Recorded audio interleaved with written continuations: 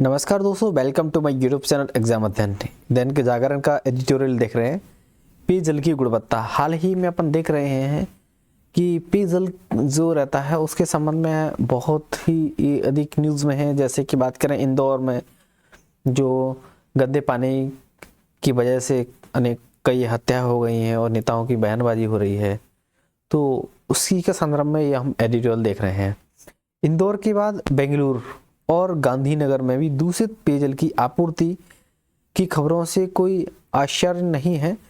वास्तव में अपने देश में अधिकांश इलाकों में पेयजल की गुणवत्ता ठीक नहीं है। ऐसा कई शोध जो सर्वेक्षण होते हैं उसमें भी सामने आता रहता है, लेकिन नगर निगमों के अधिकारियों, कर्मचारी और राज्य सरकारें इस समस्या पर तब तक नहीं चेतती जब तक कि वैसी कोई घटना नहीं घट जाती, जैसे इंदौर के भागीरथपुरा के इलाके में घटी हुई है, जहां 16 लोगों की जान चली गई। पुराना डाटा है, अभी रिसेंट डाटा में 36 के समथिंग आंकड़े आ गए हैं। अभी सैकड़े लोग गंभीर रूप से बीमार हो गए हैं। इतनी बड़ी त्रासदी के बाद पहले 2 अधिकारियों को निलंबित किया गया था, फिर जब मरने वालों की संख्या बढ़ी तो कुछ अन्य शीर्ष अधिकारियों पर भी गाज गिरी, लेकिन कुल मिलाकर मामला निलंबन तक ही सीमित रहा है और इसे कोई ऐसी कार्रवाई नहीं कहा जा सकता है जो नजीर बन सके। सबसे स्वच्छ शहर का दर्जा रखने वाले इंदौर की यह घटना भी ये बताती है कि सरकारी तंत्र मूलभूत बुनियादी सुविधाओं की गुणवत्ता किस तरह से अनदेखी करता है। इस अनदेखी में पार्षद से लेकर विधायक, सांसद और मंत्री तक भी शामिल रहते हैं। जिस तरह नगर निकायों के अधिकारी होते हैं, बिजली, पानी, सफाई से जुड़ी समस्याओं का स्तर सुधारने को प्राथमिकता नहीं देते हैं, उसी तरह जो नगर निकायों के संबंधित कर्मचारी और अधिकारी भी नहीं देते हैं। इससे दुर्भाग्यपूर्ण और भी कुछ नहीं हो सकता है कि पानी जैसे बुनियादी आवश्यकता की गुणवत्ता पर भी ध्यान नहीं दिया सकता है। पेयजल की गुणवत्ता में सुधार इसलिए नहीं हो पाता है क्योंकि उसकी जांच परख का काम ईमानदारी से नहीं होता है।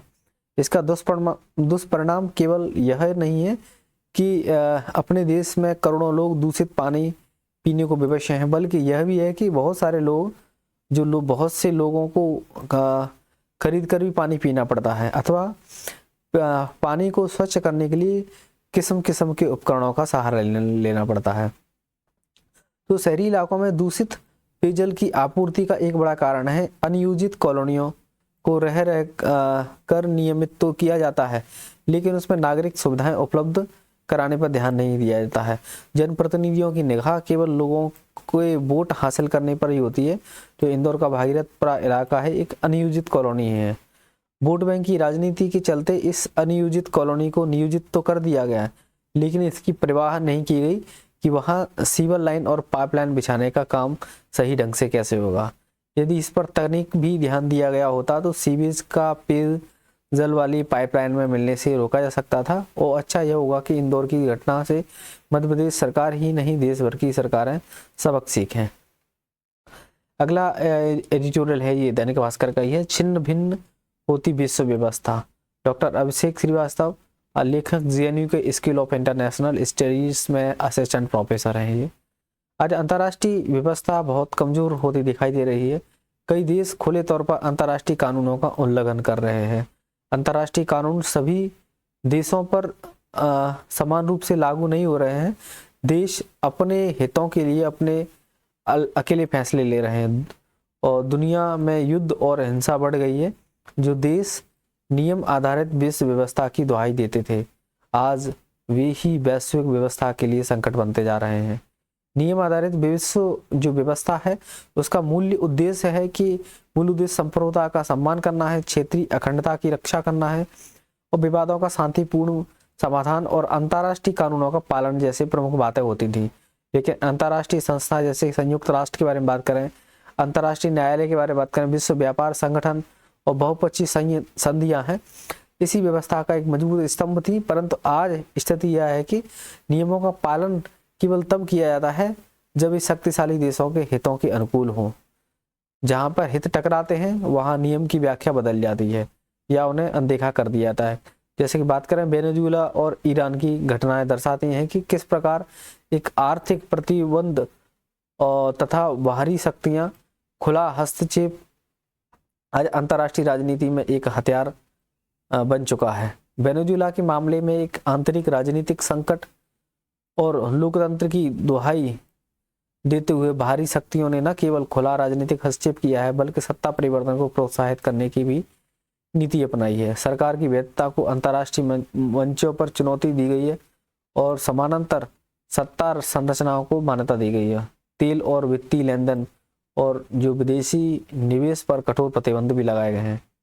इसी प्रकार ईरान पर लगाए गए प्रतिबंध अंतर्राष्ट्रीय कानून में समानता और निष्पक्षता के सिद्धांत पर भी गंभीर सवाल खड़े करते हैं कि ईरान की जो एनपीटी पर हस्ताक्षर है और अंतर्राष्ट्रीय परमाणु ऊर्जा एजेंसी की निगरानी व्यवस्था को स्वीकार करता रहा है, इसके बावजूद उस पर लगाए गए एक तरफा और बहुपक्षीय प्रतिबंध की तीव्रता यह दर्शाती है कि नियमों की व्याख्या राजनीति के हितों के अनुसार की जाती है।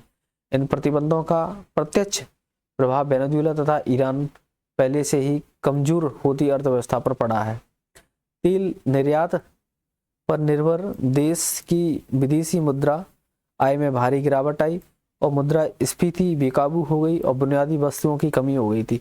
तो स्वास्थ्य सेवाएं चरमरा गई थी, कुपोषण बढ़ा, लाखों नागरिक बेहतर जीवन की तलाश में देश छोड़ने को विवश हुए।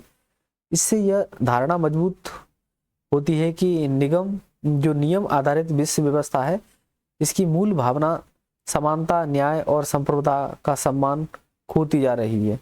विश्व तेजी से बहुध्रुवीय संरचना की ओर बढ़ रहा है और क्षेत्रीय शक्तियां हैं जो अधिक मुखर हो रही हैं। ऐसे समय में भारत एक संतुलनकारी भूमिका निभा सकता है। एक जो रणनीतिक स्वायत्तता, संवाद और बहुपक्षीयता में विश्वास रखता है। पिछले एक दशक में भारत ने अपनी विदेश नीति को नागरिक केंद्रित और मानवीय दृष्टिकोण पर आधारित किया है। वैश्विक संघर्षों और ध्रुवीकृत अंतर्राष्ट्रीय राजनीति के बीच भारत ने किसी एक पक्ष में कठोरता से खड़े होने के बजाय संघर्षरत सभी पक्षों से संवाद बनाए रखने की नीति अपनाई है। इस संतुलित दृष्टिकोण ने न केवल भारत को एक विश्वसनीय और उत्तरदायी वैश्विक भागीदार के रूप में स्थापित किया है, बल्कि यह भी देखा है कि विदेश नीति का अंतिम उद्देश्य शक्ति प्रदर्शन नहीं बल्कि मानव जीवन और गरिमा की रक्षा होना चाहिए। भारत ने संकटग्रस्त क्षेत्रों, आपदाग्रस्त देशों को मानवीय सहायता तथा खाद्य, स्वास्थ्य और ऊर्जा सुरक्षा जैसे मूलभूत विषयों को प्राथमिकता देकर यह स्पष्ट किया है कि भू राजनीतिक प्रतिस्पर्धा से ऊपर नागरिकों की आवश्यकता है। इस दृष्टिकोण के माध्यम से भारत ने केवल अपने जो राष्ट्रीय हितों की रक्षा ही नहीं बल्कि विकासशील देशों और वैश्विक दक्षिण की उन चिंताओं को भी अंतर्राष्ट्रीय मंचों पर मुखरता से उठाया है जिन्हें लंबे समय से नजरअंदाज किया जाता रहा है।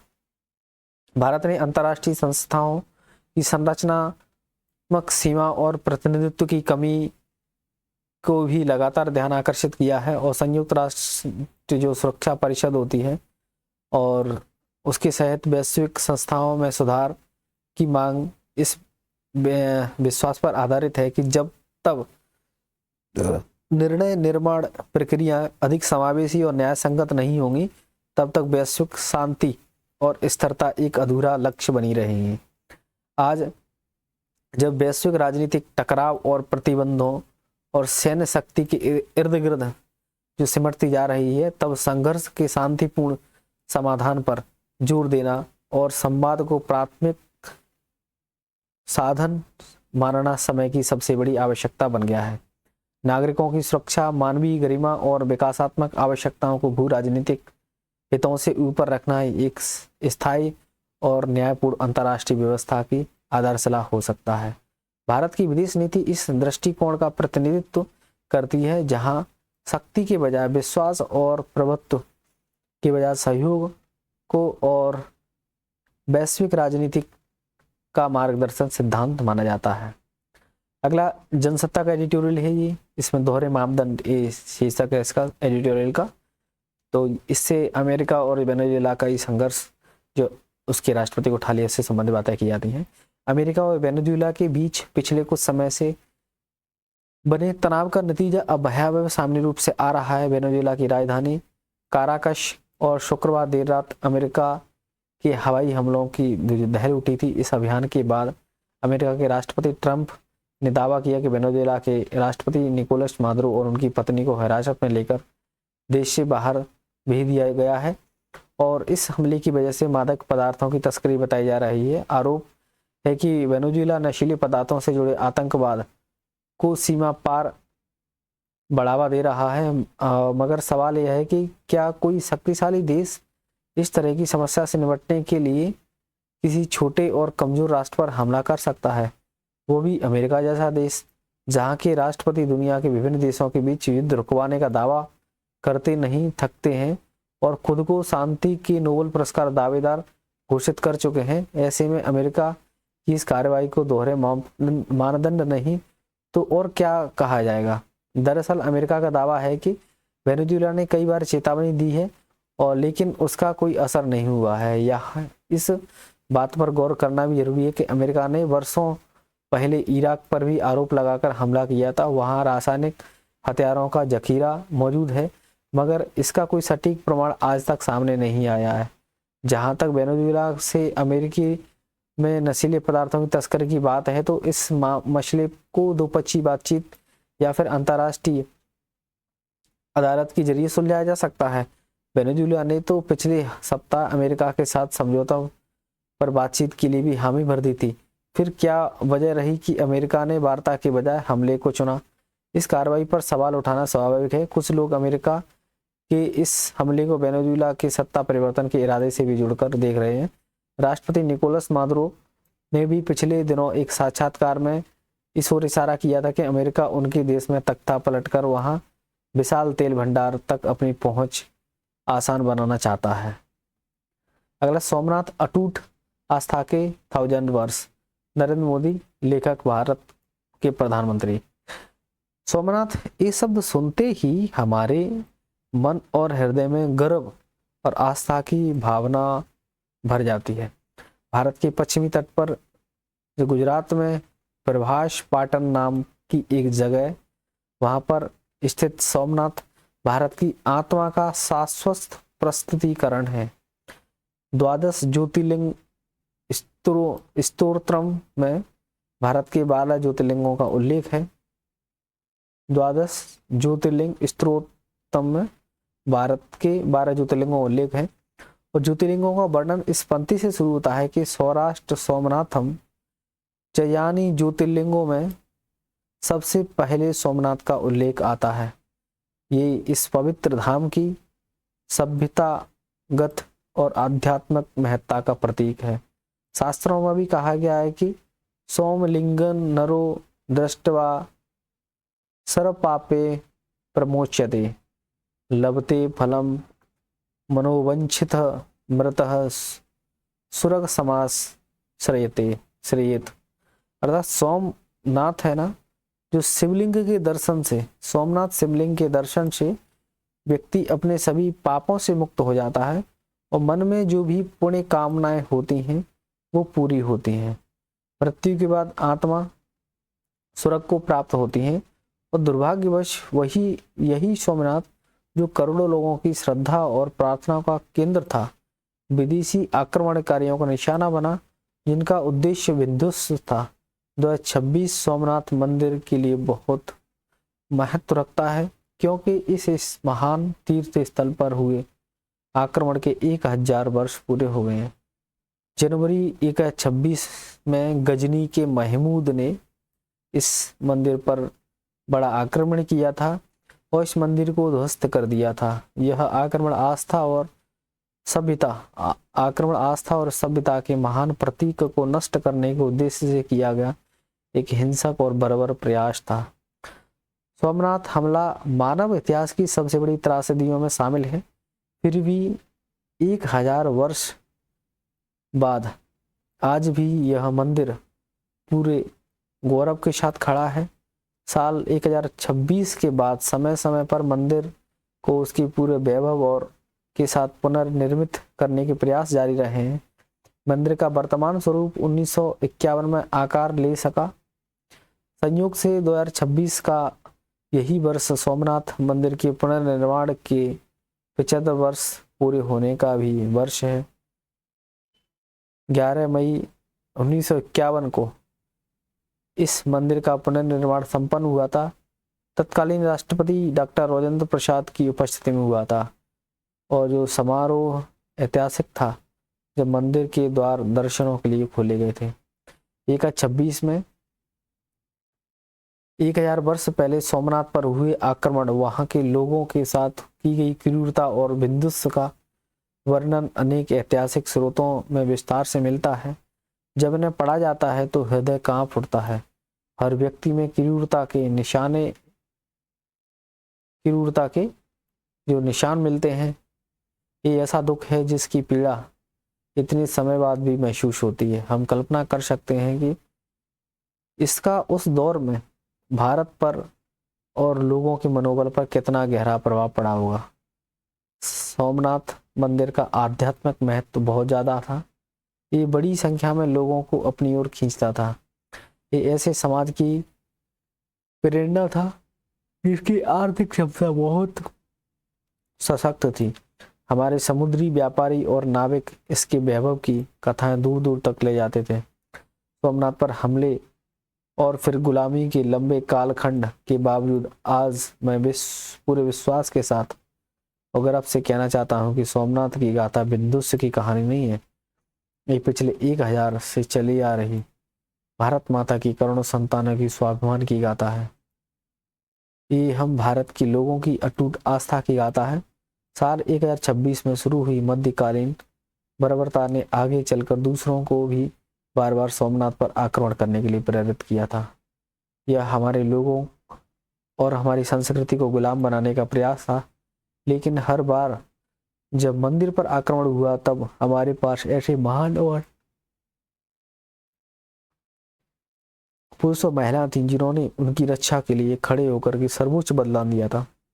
और हर बार पीढ़ी दर पीढ़ी हमारे महान सभ्यता के लोगों ने खुद को संभाला और मंदिर को फिर से खड़ा किया, उसे पुनः जीवंत किया। महमूद गजनवी लूट कर चला गया, लेकिन सोमनाथ के प्रति हमारी भावना को हमसे छीन नहीं सका। तो सोमनाथ से जुड़ी हमारी आस्था, हमारा विश्वास और प्रबल हुआ है। उसकी लाखों जो श्रद्धालुओं के भीतर सांस लेती रही, उसकी आत्मा है लाखों श्रद्धालुओं के भीतर सांस लेती रही। 1026 के 1000 साल भाई 2026 में भी सोमनाथ मंदिर दुनिया के संदेश दे रहा है कि मिटाने की मानसिकता रखने वाले खत्म हो जाते हैं।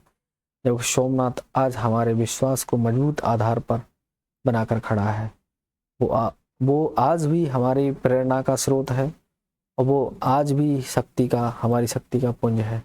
ये हमारा सौभाग्य है कि हमने उस धरती पर जीवन पाया है जिसने देवी अहिल्याबाई होलकर जैसे महान भूमिति को जन्म दिया है। उन्होंने ये सुनिश्चित करने का पुण्य प्रयास किया कि श्रद्धालु सोमनाथ की पूजा कर सकें। 1890 के दशक में स्वामी विवेकानंद भी सोमनाथ आए थे और वो अनुभव उन्हें भीतर तक आंदोलित कर गया था। 97 में चेन्नई में दिए गए व्याख्यान के दौरान उन्होंने अपनी भावना व्यक्त की। उन्होंने कहा कि दक्षिण भारत के प्राचीन मंदिर और गुजरात के सोमनाथ मंदिर आपको ज्ञान के अनगिनत पाठ सिखाएंगे। ये आपको किसी भी संख्या में पढ़ी गई पुस्तकों से अधिक हमारी सभ्यता की गहरी समझ देंगे। इन मंदिरों पर सैकड़ों आक्रमणों के निशान हैं और सैकड़ों बार इनकी पुनर्जागरण हुआ है। ये बार बार नष्ट किए गए हैं और हर बार अपनी ही खंडरों से फिर खड़े हुए हैं, पहले की तरह सशक्त, पहले की तरह जीवंत। यही राष्ट्रीय मन है और यही राष्ट्रीय जीवन धारा है। इसका अनुसरण आपको गौरव से भर देता है। इसको छोड़ देने का मतलब मृत्यु है। इससे अलग हो जाने का विनाश ही होगा, हो जाने पर विनाश ही होगा। ये सर्वविदित है कि हमारी आज़ादी के बाद सोमनाथ मंदिर के पुनर्निर्माण का पवित्र दायित्व सरदार वल्लभ भाई पटेल के सक्षम हाथों में आया था। उन्होंने आगे बढ़कर इस दायित्व के लिए कदम बढ़ाया था। 1947 में दिवाली के समय उनकी सोमनाथ यात्रा हुई और उस यात्रा के अनुभव ने उन्हें भीतर तक झकझोर दिया और उसी समय उन्होंने घोषणा की सोमनाथ मंदिर का पुनर्निर्माण होगा। 11 मई 51 को सोमनाथ में भव्य मंदिर के द्वार श्रद्धालुओं के लिए खोल दिए गए। उस अवसर पर तत्कालीन राष्ट्रपति डॉक्टर राजेंद्र प्रसाद उपस्थित थे।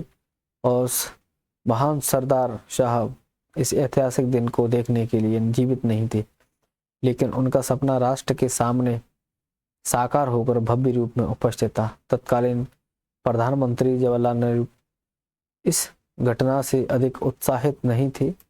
वे नहीं चाहते थे कि माननीय राष्ट्रपति और मंत्री इस समारोह का हिस्सा बने।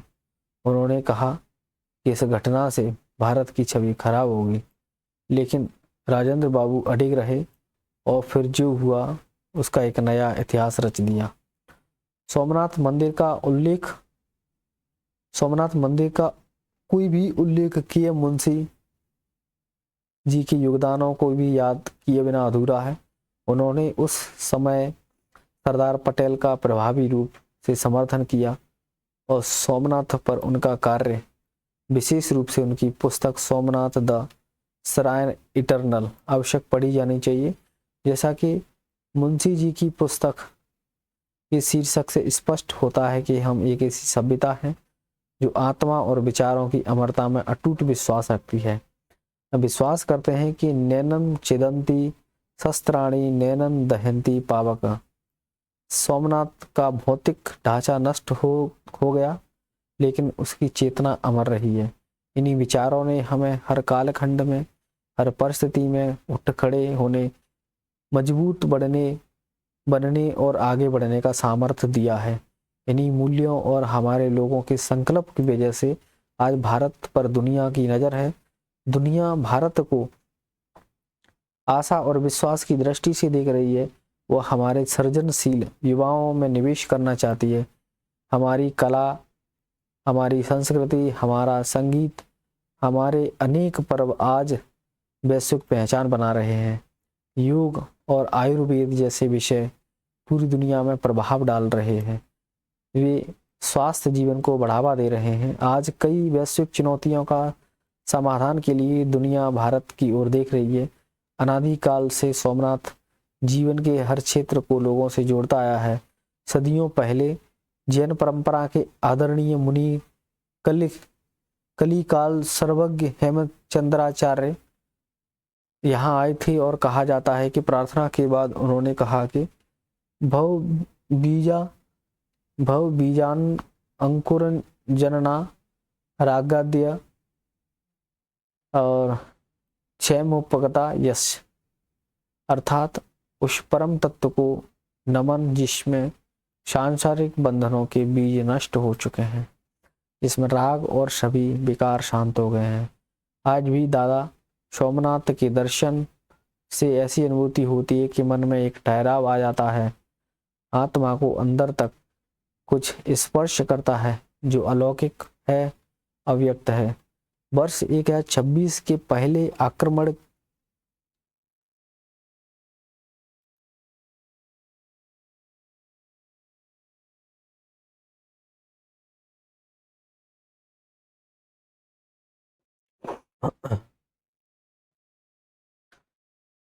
ठीक है 26 में भी सोमनाथ का मंदिर उसी तीव्रता से गर्जना करता है।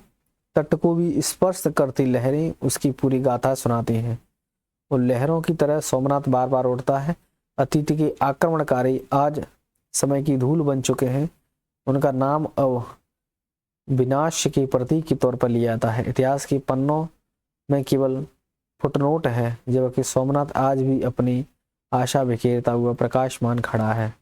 सोमनाथ में बताता है कि घृणा और कट्टरता में विनाश की विकृति ताकत हो सकती है, लेकिन आस्था में सृजन की शक्ति होती है। करोड़ों श्रद्धालुओं के सोमनाथ आज भी आशा का अनंत नाद है। ये वो स्वर है जो टूटने के बाद भी उठने की प्रेरणा देता है। अगर 1000 साल पहले खंडित हुआ सोमनाथ मंदिर अपने पूरे वैभव के साथ फिर से खड़ा हो सकता है, तो 1000 साल पहले समृद्ध बना भारत भी बना सकते हैं। आइए इस प्रेरणा के साथ हम आगे बढ़ते हैं, एक नए संकल्प के साथ, एक विकसित भारत के निर्माण के लिए, एक ऐसा भारत जिसका सभ्यगत ज्ञान हमें विश्व के कल्याण के लिए प्रयास करने के लिए, करते रहने के लिए प्रेरणा देता है। जय सोमनाथ। इस प्रकार से हमने एडिटोरियल देखे आज के।